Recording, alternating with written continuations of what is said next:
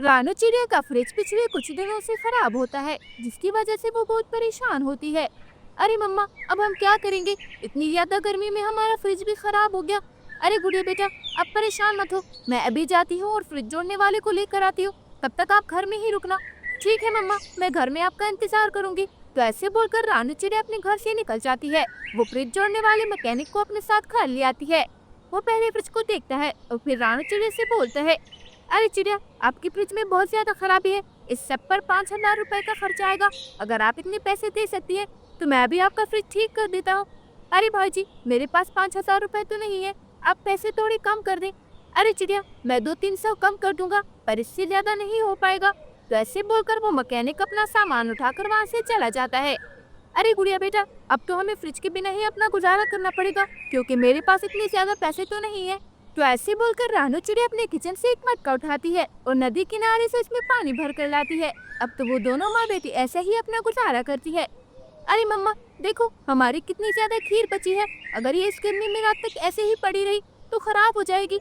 आप एक काम करें, ये खीर हमारी पड़ोसी गौरी आंटी के घर ले जाए, वो इसे अपने फ्रिज में रख देंगी। हाँ गुड़िया बेटा, आप ठीक कह रही है, फिर हम ये खीर कल सुबह खाएंगे। मैं भी उनके घर जाती हूँ। वैसे बोलकर रानू चिड़िया वो खीर लेकर गौरी कवि के घर आ जाती है और उसे अपना फ्रिज खराब होने के बारे में बताती है।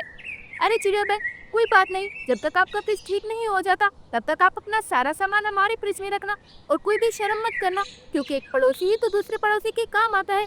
अरे गौरी भाई, आपका बहुत बहुत शुक्रिया। मैं तो खामखा ही घबरा रही थी, पर अब से मैं अपना सारा सामान आपके फ्रिज में रख जाया करूंगी। आप बहुत ही अच्छी पड़ोसी हैं। तो ऐसे बोलकर गौरी कवि रानू चिड़िया की खीर अपने फ्रिज में रख देती है। रानू चिड़िया तो खुशी खुशी वहाँ से चली जाती है।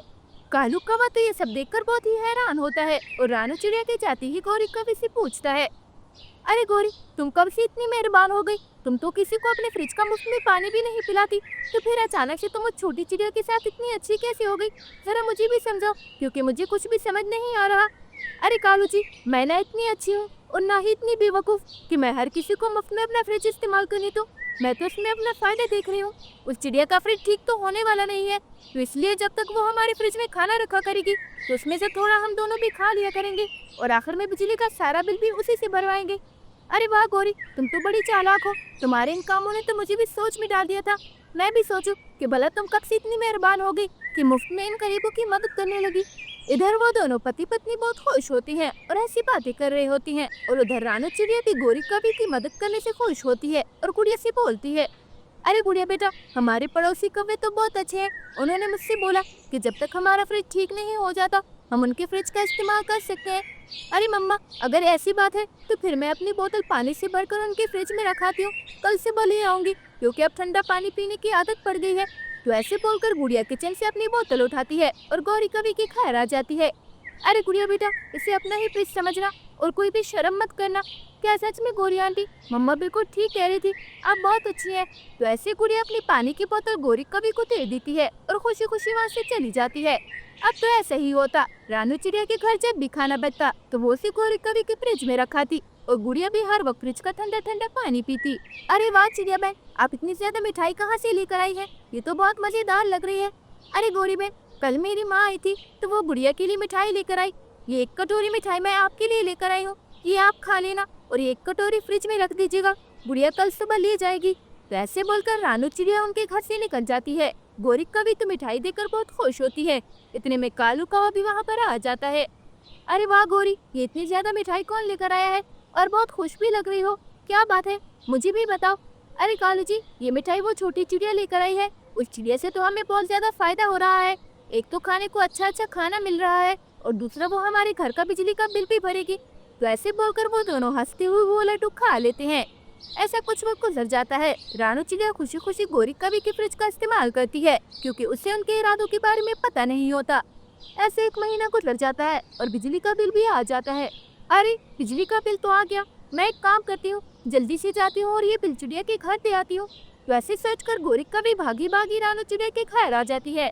अरे चिड़िया, ये ले बिल, इस महीने की 2 तारीख को भर देना, बिल पूरे 6,000 रुपए का आया है।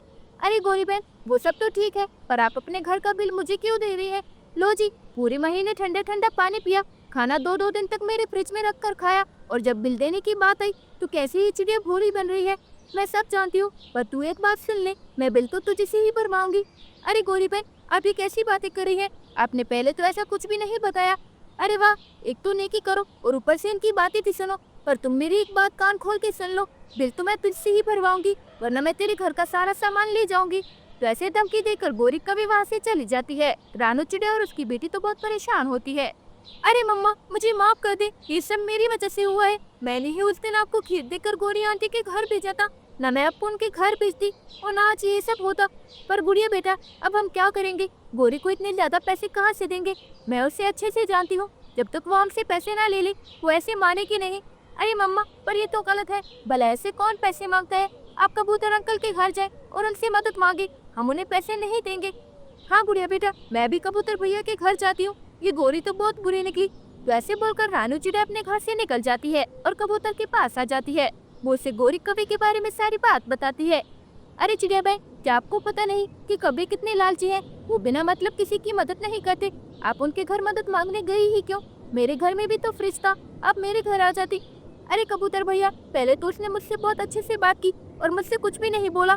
मेरे पास इतने ज्यादा पैसे नहीं है, अगर होते तो मैं अपना फ्रिज ही ठीक करवा ली थी। अरे चिड़िया बहन, अब आप फिक्र मत करें और अपने घर जाए। मैं कल 2-4 परिंदों को इकट्ठा कर लाऊंगा और उस गोरी कालू को भी बुलाऊंगा। तो ऐसे रानू चिड़िया अपने घर चली जाती है। अगले दिन हो जाता है और कबूतर जंगल के परिंदों को इकट्ठा कर लेता है।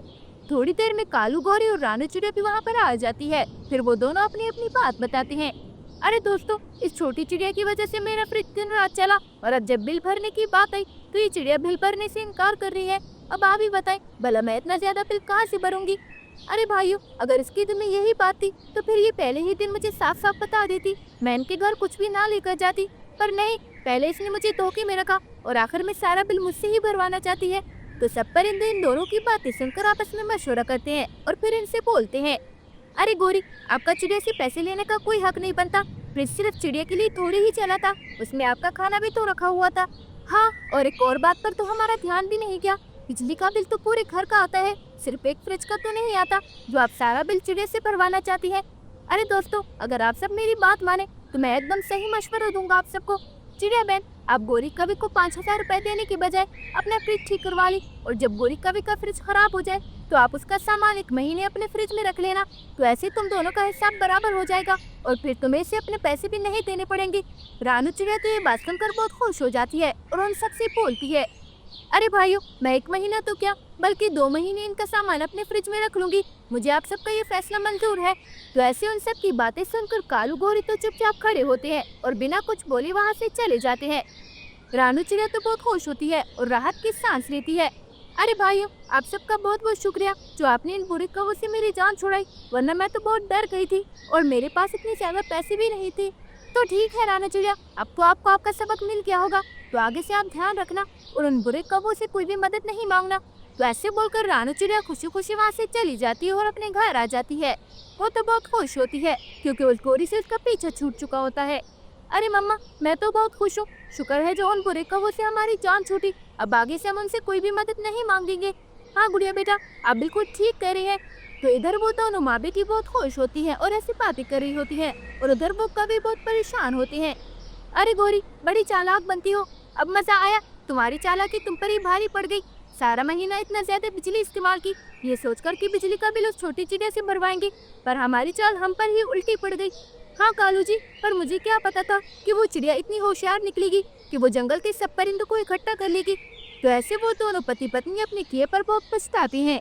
तो वो कहते हैं ना कि अब पछतावत क्या हो जब चिड़िया चुग गई खेत। जैसे हर चमकती चीज सोना नहीं होती, वैसे हर अच्छा दिखने वाला इंसान अच्छा नहीं होता। अगर आपको मेरी ये वीडियो पसंद आई हो तो प्लीज़ लाइक, शेयर और सब्सक्राइब करके बेल आइकन के बटन को दबाना मत भूलिएगा। और हाँ, कमेंट भी ज़रूर कीजिएगा। धन्यवाद।